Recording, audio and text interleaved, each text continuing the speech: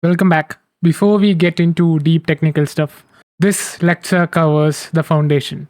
We look at the difference between disk size, build size, and runtime memory. Clear up some common misconceptions that even experienced developers may get wrong. And by the end, you'll have a good idea of everything else that this course builds on.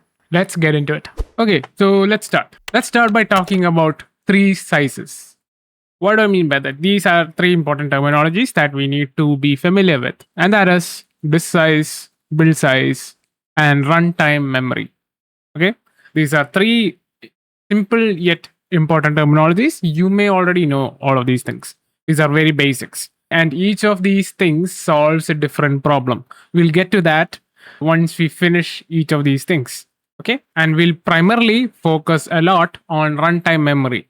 All right, disk size and build size are important, and we will discuss some optimization techniques and stuff like that regarding build size, disk size as well. Like we can talk about it a little bit, but we will primarily currently on theory. We're going to focus a lot more on runtime memory. That's what the profiling and everything is for. Okay, now let's talk about RAM and VRAM. You may be familiar with RAM, of course. But VRAM, some of you may not know. VRAM is called video RAM, video random access memory, right? It's a specialized form of RAM used in graphics processing unit.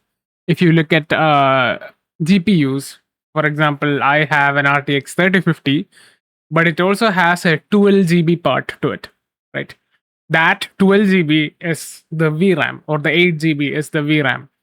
Okay, the memory part of the GPU, that is VRAM. Both of these are important going forward. Okay, so RAM is CPU memory, while VRAM is GPU local memory. We just discussed this. Now, this is important.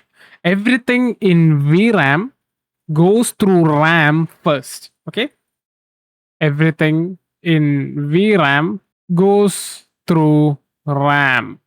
Okay, I hope this makes sense. Everything in VRAM goes through RAM first, meaning things like textures, properties in your shaders, anything that needs rendering is duplicated from RAM to VRAM.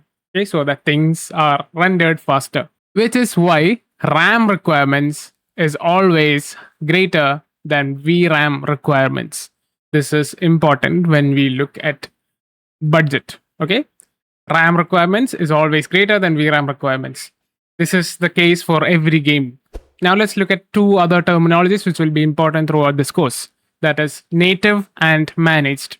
Okay, this is something that you will see when you're profiling for memory. Native and managed, what are they? So native is essentially engine side memory. Okay, meaning your classes in the engine, for example, rigid body, okay, audio, texture. If you know, texture is something that you can write in your own code. That is something that Unity has provided for us. Anything that is provided by Unity is native memory. Okay, it is very important. Any classes like mesh, audio, textures, mesh filter, mesh renderer, everything that you can add in the inspector except for your custom code is defined to be present in native memory. Okay, it is very important. Managed memory is C# memory. Okay, meaning your code mostly. Engine is C++. I hope this makes sense. This is C# memory. Okay, this is important because once you get into destroy, which we will look at, the way we destroy game object, we destroy the native part of the game object first, and then the managed part or the C# part is only destroyed later during something called garbage collection, which we will look at. Okay, so that is important. This is why native and managed is very important, and GC or garbage collection only cares about managed memory. Okay, when you're working with native memory, you don't have to worry about GC. Only when you're working with managed memory, meaning your C# code, do you need to worry about garbage collection. Okay, we will look at it in just a little bit. Now let's talk about some lies that you may have heard. One is that destroy causes GC. It doesn't cause GC. It leads to GC. Okay, this doesn't essentially cause GC. This may lead to GC. I hope that makes sense. Destroy is not causing it directly, but GC and destroy are two separate processes. And when destroy happens, after a while, GC will come and clean things up. So destroy by itself won't cause GC. I need you to be clear about this. Okay? Because when you're profiling, you might be wondering where GC is, and you might think, oh, destroy might be causing it. But if you look at it, destroy may not be causing it.